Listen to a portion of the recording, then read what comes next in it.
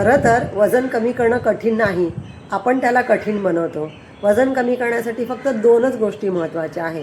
एक म्हणजे कन्सिस्टन्सी आणि दुसरं म्हणजे डिसिप्लिन.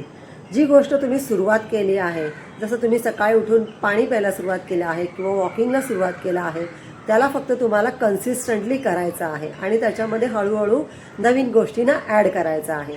आणि दुसरं म्हणजे डिसिप्लिन.